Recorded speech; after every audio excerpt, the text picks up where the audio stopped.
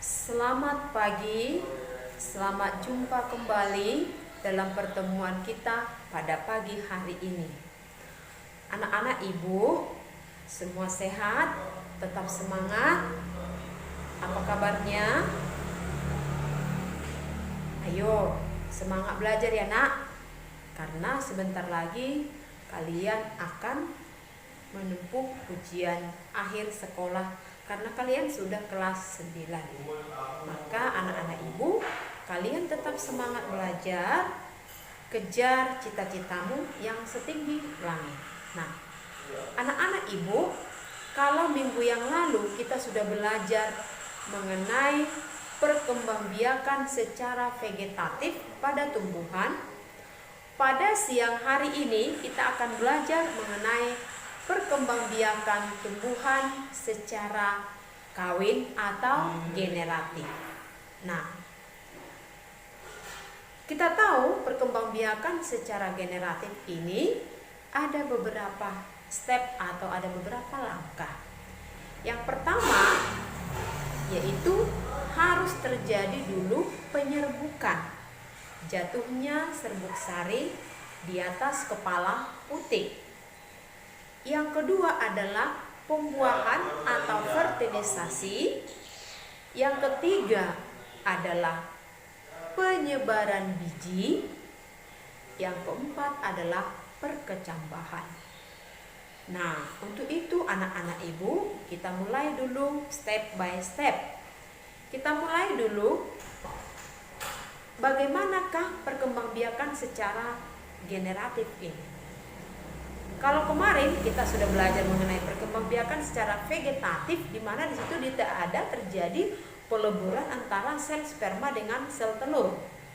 Itu terjadi hanya dengan bagian-bagian tubuh tumbuhan itu sendiri. Nah, pada siang hari ini kita akan belajar mengenai bagaimanakah perkembangbiakan secara generatif. Tetapi sebelum ke situ, coba kalian perhatikan gambar bunga, karena bunga adalah sebagai alat reproduksi pada tumbuhan ya, secara kawin. Nah, coba perhatikan baik-baik nak gambar bunga. Yang pertama, bunga itu harus memiliki kelopak, kemudian ada mahkotanya, kemudian ada benang sari, kemudian ada putih, kemudian ada bakal buah, bakal biji, tangkai bunga. Itulah bagian-bagian daripada bunga. Nah, bunga ini berdasarkan alat kelengkapannya pada tumbuhan. Tumbuhan itu kita lihat berbagai-bagai jenis berdasarkan kelengkapan bunganya. Yang pertama adalah dikatakan bunga lengkap. Apa itu bunga lengkap? Adalah bunga yang memiliki seluruh bagian-bagian bunga, mulai dari kelopak, mahkota, benang sari, putih, bakal buah, bakal biji, tangkai bunga. Itu adalah bunga lengkap. Nah, bagaimana pula bunga yang tidak lengkap?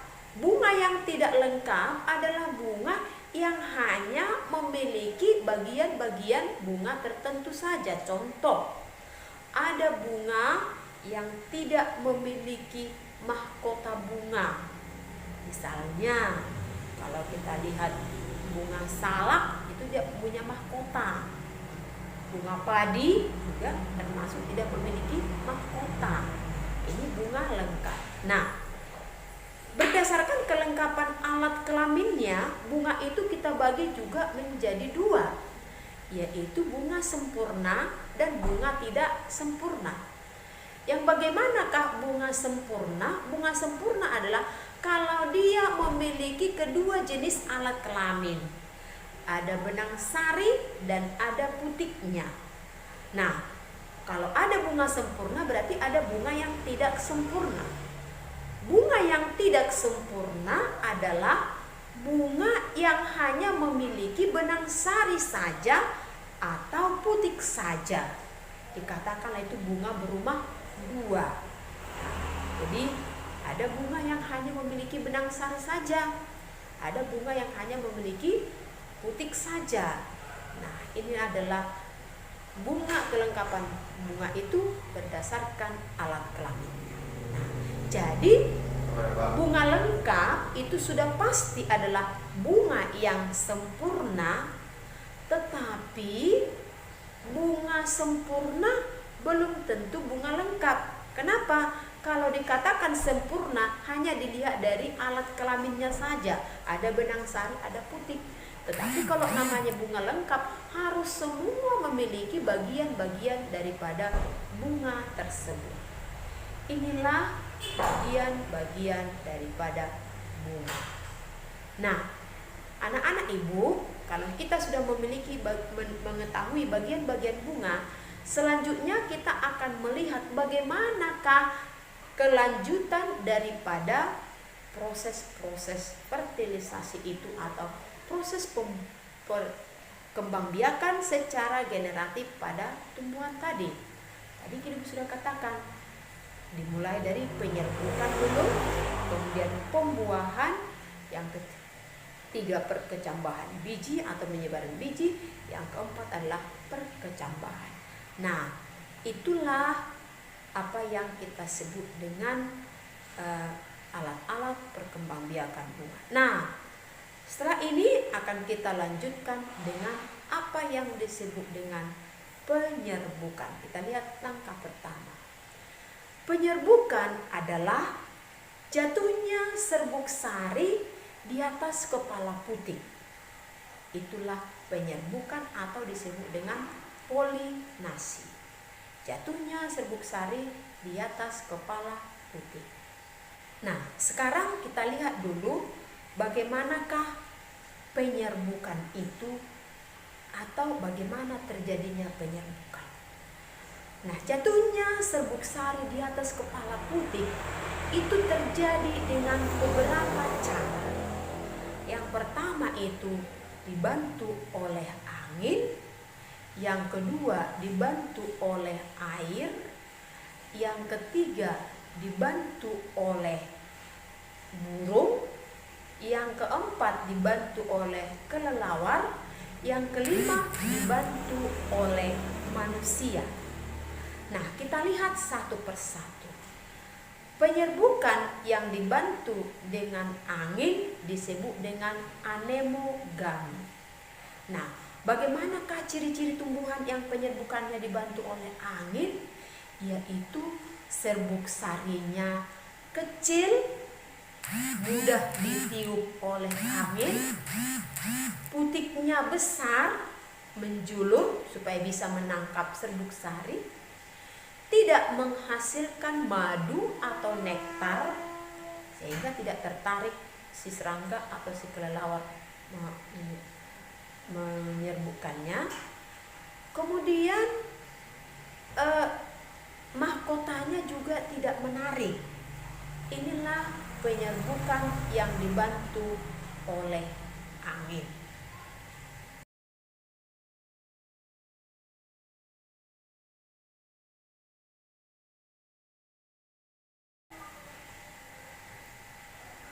Yang kedua, penyerbukan yang dibantu oleh serangga disebut dengan entomogami. Entomogami, serangga. Nah, bagaimanakah ciri-ciri tumbuhan yang dibantu oleh serangga ini? Yaitu mahkotanya menarik, supaya serangga tertarik. Warna bunganya itu cerah, mencolok. Yang kedua, dia menghasilkan nektar atau madu. Nah, yang ketiga, serbuk sarinya itu ringan dan mudah lengket. Jadi bagaimanakah terjadinya penyerbukan ini? Ketika si serangga datang untuk mengambil nektar atau madu, dia tidak sengaja terpijak dengan serbuk sari. Ketika dia masuk ke dalam, serbuk sari yang menempel di kakinya itu diantar di atas kepala putik. Inilah yang disebut dengan entomogami.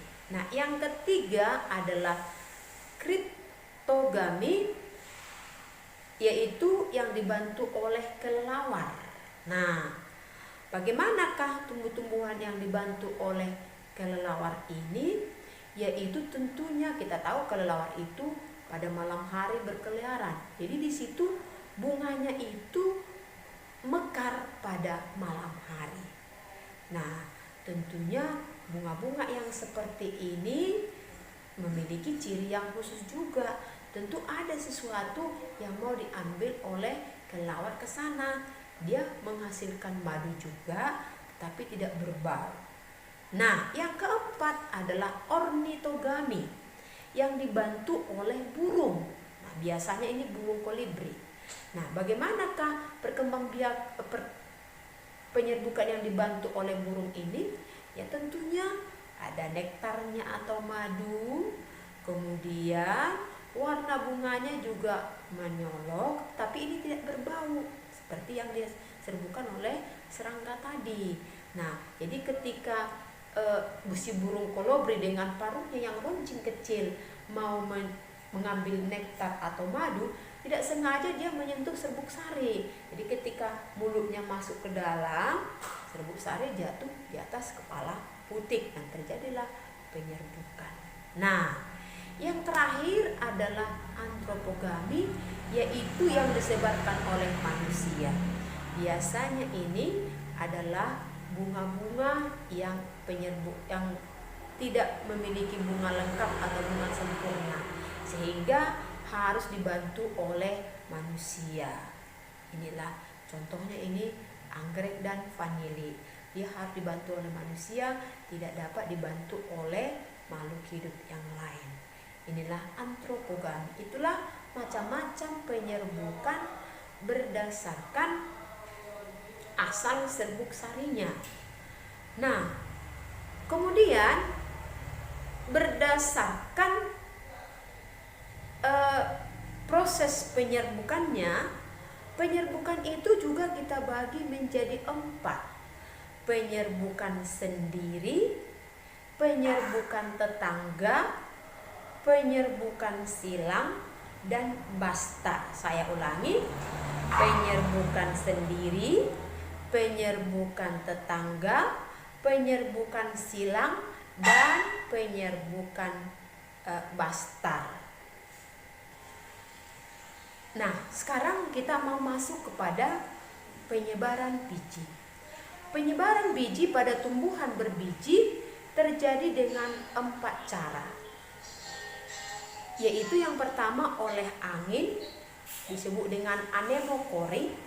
Yang kedua oleh air, namanya hidrokori. Yang ketiga oleh hewan, namanya zookori. Dan yang keempat secara tidak sengaja, namanya artrokopori. Ya. Anemokori, hidrokori, zookori, dan artropokori. Nah, sekarang kita lihat dulu bagaimanakah tumbuhan yang penyebaran bijinya dengan angin.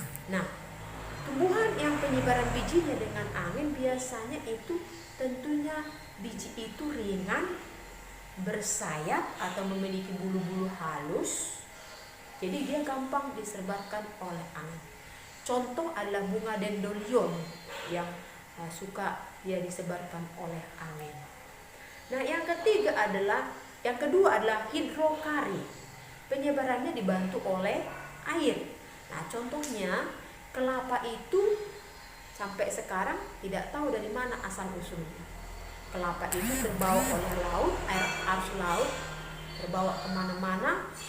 Jadi ketika pasang naik, dia terdampar dan tumbuhlah di situ. Itu termasuk penyebaran oleh air. Nah, tumbuhan-tumbuhan lain juga ada juga yang penyebarannya dengan air, misalnya hidrilla dan tanaman-tanaman yang lain. Itulah hidrokori. Nah, yang ketiga dengan zookori. Ini ada beberapa penyebarannya. Penyebaran biji secara zookori terjadi dengan 4 cara. Zoo tadi hewan. Yang pertama hewannya serangga, namanya entomocori. Yang kedua hewannya kelelawar, cryptocori. Yang ketiga hewannya adalah burung, ornithocori. Dan yang keempat adalah mamalia. Nah, yang pertama kita lihat dulu oleh serangga. Nah, serangga itu menyebarkan biji itu karena dia tertarik, sehingga atau dia makan buahnya, bijinya dia bawa kemana-mana sehingga tumbuhlah di situ. Contohnya benalu. Nah, yang kedua tadi oleh kelelawar, ya. Kelelawar itu misalnya dia makan sesuatu biji-bijian, lalu bijinya itu ditinggalkan atau dia buang air besar, jadi tumbuhlah di situ. Nah, yang ketiga adalah tadi dengan burung. Burung itu ya sama memakan biji-bijian, dan biji-bijian itu dibawanya kemana-mana, terbang dan tumbuhlah di situ. Nah, yang keempat adalah mammakori. Ini adalah contohnya tanaman-tanaman yang dimakan dulu bijinya oleh, contohnya ini kopi, musang, ya kan? Itulah yang kita kenal dengan kopi yang sangat terkenal sekarang itu, karena dia sudah difermentasi oleh kelelawar dalam musang dalam perutnya. Nah, itulah penyebaran dengan mamalia. Nah, yang terakhir tadi adalah ornithocori, yaitu yang tidak sengaja.